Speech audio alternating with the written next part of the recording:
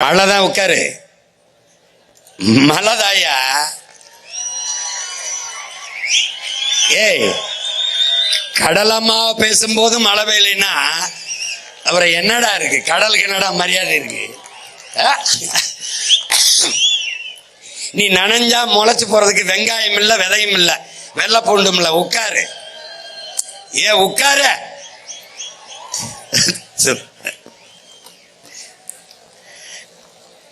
டேய் டேய், மழைக்கு மரியாதை கொடுக்க கத்துக்கடா. டேய் இறக்கடா, டேய் இறக்கடா, கீழே விட்டு உட்கார்றா. டேய் உட்கார்றா.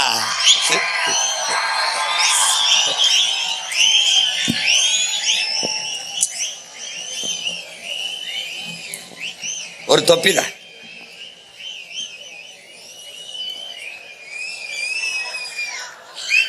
அவ்வளவுதான், போயிருச்சு. சும்மா நம்மளை வாழ்த்திட்டு போகுது.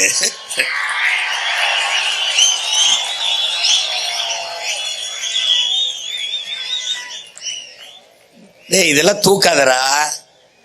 மாநாட்டுக்கு மரியாதை இல்லடா. கடலை பேசுறோம், மழைய பேசுறோம், இப்படி தூக்கி உட்காரா. முதல்ல வச்சுக்க தேவை.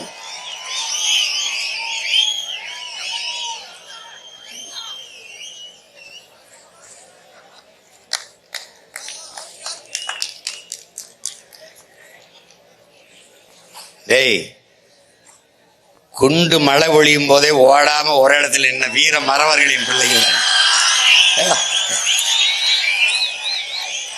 குளிர் குளிர் மழைக்காடா நம்ம களைஞ்சு போயிருவோம்.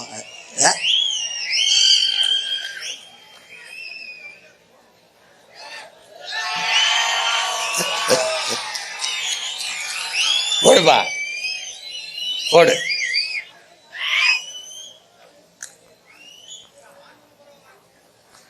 கொதிக்குதோ, கீழே அடுப்பை எரிச்சு நெருப்பை எரிக்கும் போது மேலே வந்த பானையில ஊத்தி வச்ச தண்ணி நெருப்பு தாங்காமல் கொதிச்சு பொங்கி கீழே விழுதோ, அப்படி வெப்பம் தாழாமல் கடல் பொங்கி மேலே எழுந்து ஒரு நாள் வரும்.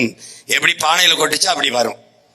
வரும்போது என்ன ஆகும்னா, 70 விழுக்காட்டு கடல் நீர் பொங்கி 30 விழுக்காட்டு நிலப்பரப்பில் வரும்போது தரையில் இருந்து சரியா 3 கிலோமீட்டருக்கு தண்ணி தான் இருக்கும். இப்ப நான் சொல்றது நடக்குமா நடக்காதுன்னு நினைக்கிறேன். நடக்கும். பார்க்க நான் இருக்கணும், நீ இருக்கியோ இல்லையா, ஒரு நாள் நடக்கும். அப்ப என்ன சொல்லணும்? Be careful. பாருங்க பாரு, இப்ப கொந்தளிச்சு வருது பாரு. இது நம்ம ஐயா ஒரிசா பாலு, ஒரு கடல்சார் ஆய்வாளர். நம்ம ஐயா இறந்துட்டாங்க. இவங்க என்ன சொல்றாங்க? ஏற்கனவே நம்முடைய சொல்லிருக்க பகுருளி ஆற்றனன் பல்மலை அடுக்கத்து குமரிக்கோடும் கொடுங்கடல் கொள்ள நம்முடைய பாட்டனார் இளங்கோவடிகள் சிலப்பதிகாரத்தில் பாடியிருக்காரு. ஏற்கனவே பகுருளி ஆற்றுடன் பல்மலை அடுக்கத்து குமரிக்கோடும் கொடுங்கடல் கொள்ள கடல் கொன்றுச்சு, வேறு வழி இல்லை. இதை விளக்குவதற்குத்தான் உங்கள் உடன் பிறந்தவன் இந்த கடலம்மா மாநாடை போட்டு, அது நான் பேசினால் உங்களுக்கு எங்க புரியாது போய்விடுமோ என்று பயந்து படம் போட்டு போட்டு காட்டிக்கிட்டு இருக்கேன். ஏன்னா நீ படம் காட்டுறவனுக்கு போய் படங்க. இது ஆடல் வாடல் படம் இல்ல, ரொம்ப அவசியமான அர்த்தமுள்ள படம். அதை பார்த்தா பாடையில போவ, இதை பார்த்தா பல்லாண்டு நல்லபடியா வாழ்வ. அதுக்கு தான் இதை இப்படி போட்டு போட்டு காட்டுறேன்.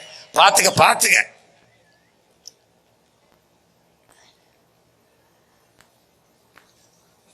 $12,500 கோடி கிலோ. எவ்வளவு? 12,500 கிலோ இதுவரை கடல்ல கலந்துருக்கிறதா கணக்கிடுது. 12,500 கோடி கிலோ தலை சுத்துது. பாத்துக்க, சரி பாத்துக்க. நீ நினைக்கிற ஒரு போத்தலை தூக்கிட்டு அப்படி போடுற அப்படி போடுற. நான் ஆட்சிக்கு வந்தவர்னு போட்டுறேன் பார்ப்போம். 6 மாசம் உள்ளதுக்கு போட்டுருவேன். நீ நினைக்கிற? நீ எல்லாம் உண்மையிலேயே என் தம்பி தங்கை தானே. இந்த கேரளாவுக்கு வண்டி எடுத்துட்டு போடா, சாலையில ஒரே ஒரு போத்தலை போட்டுறா பாப்போம். எங்க இருந்து வருவான்னு தெரியாது. காவல்துறை இல்ல, மக்கள் ஏய் எடு கிளம்புன்றுவான். ஒரு சீம கருவேலை இல்ல, ஒரு பிளாஸ்டிக் நெகிழி இல்ல. ஏன்?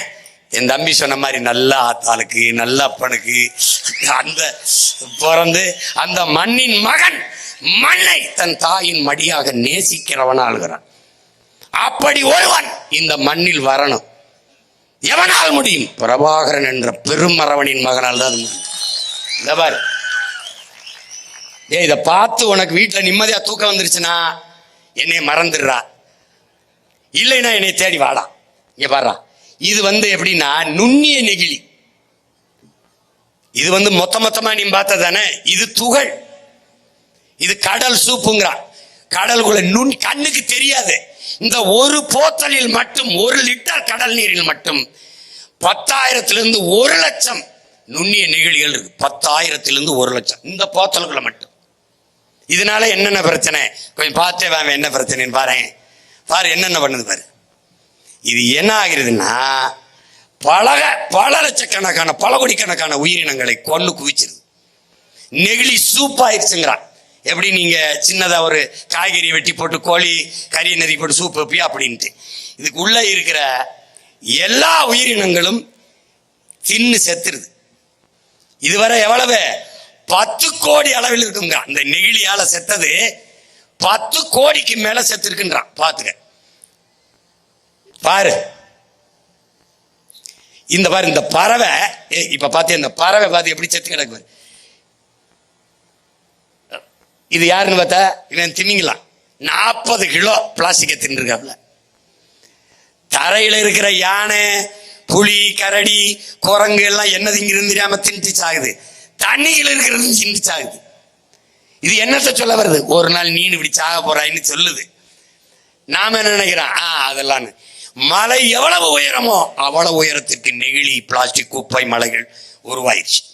தரையில் இருக்கிற இந்த திடக்கழிவை, இந்த குப்பைகளை உங்கள் பிள்ளை எங்களால் சரி செஞ்சிட முடியும். திடக்கழிவு மேலாண்மை சரி செஞ்சிருவேன். ஆனால் தண்ணிக்குள்ளே கடலுக்குள்ளே கொட்டி நீ மூடி வைத்திருப்பதை என்னால் இல்லை ஒன்னால் என்ன செய்ய முடியும்னு பாரு, யோசிச்சு பாரு. இந்த பறவை என்ன பண்ணிச்சு? இது எவ்வளவு வரும்? 1 கோடி நுண்ணிய நெகிழிகளை இது திங்குதுன்றது, இதுக்குள்ள இருக்குதுன்றான். 1 கோடி. எல்லாத்தையும் பார்த்துக்க. நீ வாழ்றதுக்கு இவனையெல்லாம் படுத்துற பாட பார்த்துக்க. இப்ப இந்த நெகிழி எல்லாம் போய் அது அந்த கடலுக்குள்ள இருக்கிற உயிரிகளை எல்லாம் கொள்ளுது. பவளப்பாறையை மூடி பவளப்பாறையை அழிக்குது. இந்த ஆல்கேங்கிற இந்த நீலப்பச்சை பாசி உனக்கு எது ஆக்சிஜனை தருதோ அதை போய் முடிக்குது. இது மண்ணுக்குள்ளே மக்கி மண்ணோடு மண்ணா போ பல லட்சம் ஆண்டுனா கடலுக்குள்ள நீ என்ன பண்ணுவான்னு பார்த்துக்க. அப்போ இது என்னன்னு பாரு, கடல் மாசு. இதெல்லாம் யாருன்னு பாரு, இந்த நச்சு ஆலைகள் இருக்கிற காற்று இருக்கு பாரு, காற்று. அது காற்றை மாசுபடுத்தி ஒரு கருப்பு படலமாகி புவி வெப்பத்தை மேலே போக விடாமல் தடுத்து புவி வெப்பத்தை அதிகப்படுத்துது. இவன் யாரு? கழிவு. ஆலை கழிவு, சாய கழிவு. பாத்துக்க கடலை எப்படி மாத்திராம பாரு. இது யாரு? சாயக்கழிவு. இவன் யாரு? ஆலக்கழிவு. இவன் யாரு? சாயக்கழிவு. இவன் யாரு தெரியுதா? அவன் யாரா? இந்த பாரு, முதல்ல போனான் தெரியுமா அவன் யாரு? ஆறுல வந்த தண்ணி. எந்த ஆறுல? காவிரியில. ஒரு ஆள் உயரத்துக்கு சோப்பு நுற மாதிரி வந்தான். அவன் யாருன்னு நினைக்கிற? காவிரியில தண்ணியை திறக்கும் போது அவனுடைய ஆலைகளை எல்லாம் அப்படியே அந்த ஆலை கழிவெல்லாம் சேமிச்சு வச்சிருந்து தண்ணி நமக்கு திறக்கும் போது திறந்து விட்டுறான். அப்ப திறந்து விடும் போது தண்ணீரோட சேர்த்து ஆலை கழிவு வந்துருது. அந்த ஆலை கழிவு ஒரு ஆள் 2 ஆள் உயரத்துக்கு நுரையா வருது. அவ்வளவும் விஷம். அந்த விஷம் தண்ணியில் ஓடுது, தரையில பாயுது. தரையில் அது பாய்ஞ்சு அந்த நிலத்துல விளையிறது என்னவா விளையும்? அதை குடிக்கிறோம். எதை குடிக்கிறோம்? அதை நாம குடிக்கிறோம். காடுகளில் நதியை நம்பி வாழ்கிற மான், மயில், கொக்கு, குருவி, யானை, சிங்கம், புலி, கரடி, நண்டு, நத்த, மீன் எல்லாம் குடிக்குது. எதை குடிக்குதுன்னு. அப்போ நீருக்கு பதிலாக விஷத்தை உண்டு கொண்டிருக்கான்.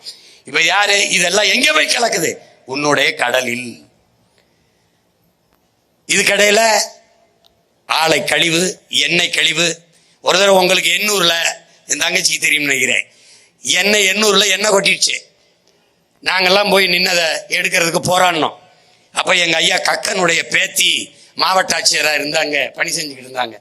நான் கேட்டேன், வாலிக்கிட்டு அள்ளிக்கிட்டு இருந்தாங்க எண்ணெயை, கடல்ல கொட்டின எண்ணெயை.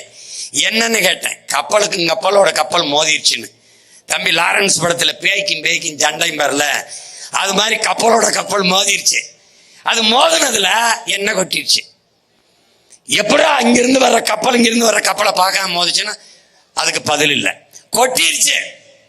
உலகிலே மிக சின்ன சின்ன நாடுகளில் கூட கடலிலே எண்ணெய் கொட்டினால் உளங்கூர்தியில், ஹெலிகாப்டரிலே, சிறு விமானங்கள் வானூர்தியிலே வந்து பொடியை தூவுகிறார்கள். வெள்ளையாக ஒரு பொடியை தூவுகிறார்கள். திருப்பி அரை மணி நேரம் வந்து பறந்து வந்து பொடி அந்த அந்த மேலே வந்த எண்ணெய் மேலாம் அப்படி திட்டு மாதிரி பறந்துக்கிறது. அப்படியே ஒரு பாய் போல் அந்த எண்ணெயை அப்படியே பொடியோட கலந்து சுருட்டிக்கிட்டு பறந்து போயிடுறாங்க. சின்ன சின்ன நாடுகளில் காட்சிகள் இருக்கு, நீங்க பார்க்கலாம். ஆனால் இவ்வளவு பெரிய நாடு எண்ணெயை வாளிக்கிட்டு அள்ளிக்கிட்டு இருந்தது.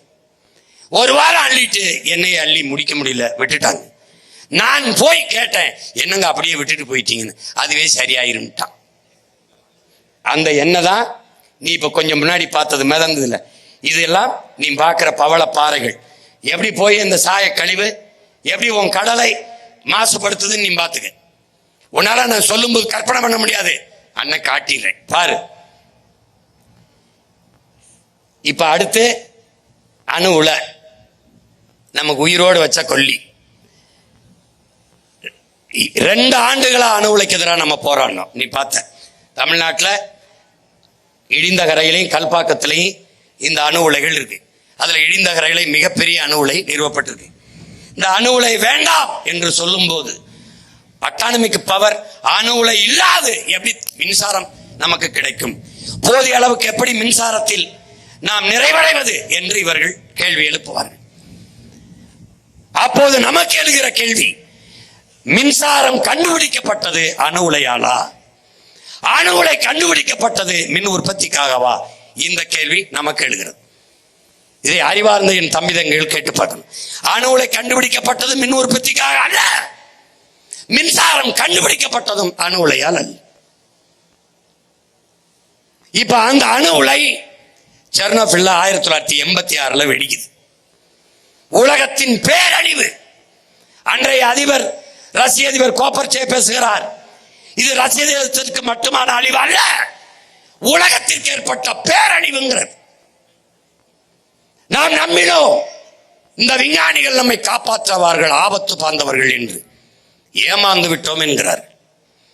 எனவே மிகப்பெரிய இரும்பு வேலையை போட்டுவிட்டு 1,00,000 ஆண்டுகளுக்கு இதன் அருகில் வராதீர்கள் என்று முடிவைத்து விட்டு போய்விட்டார்கள். 86 வெடிக்கிறது. அவ்வளவு பெரிய பேரிடர் பேரழிவை பார்த்த பிறகு இந்தியாவிற்கு அந்த அணு உலை ஒப்பந்தம் போட்ட பெருந்தகை நம்முடைய ஐயா ராஜீவ் காந்தி அவர்கள். இந்த அணு உலை முதலிலே கேரளாவுக்கு தான் வருது. கேரளாவுக்கு வந்த அணு உலை எப்படி தமிழ்நாட்டுக்கு வந்தது? இங்கே அணு உலையை வைக்க வேண்டும் என்று போராடிய காங்கிரஸ், கம்யூனிஸ்ட், அந்த நிலத்தில் ஆளுங்கட்சி எதிர்கட்சி 2 கட்சியும் எங்கள் நிலத்தில் அணு உலை கூடாது என்று போராடினார். கேரள மலையாளிகள் தெளிவாக இருந்தார்கள். நாங்கள் வெளிச்சத்தில் வாழ்வதை விடவும் உயிரோட வாழ்வது முதன்மையானது, எங்களுக்கு வேண்டாம் என்று விரட்டி அடித்தார்கள். ஏன்? அவனுக்கு முதலில் சொன்னது போல நல்ல தாய் தகப்பனுக்கு பிறந்தவன், அந்த மண்ணின் மகன், மண்ணையும் மக்களையும் உயிராக நேசிக்கிறவன் தலைவனாக இருந்தான். இங்கே இந்த நிலத்திற்கு இனத்திற்கு சம்பந்தமில்லாத தரகர்கள், புரோக்கர்கள் தலைவர்களாக, அதிகாரிகளாக, ஆட்சியாளர்களாக இருந்ததால் என் நிலம் அழிவதோ, என் ஆத்தாளப்பன் சாவதோ, என் இனம் படுகொலை செய்யப்படுவதோ, அழிவதை பற்றி அவர்களுக்கு கவலை இல்லை, அனுமதித்தார்கள்.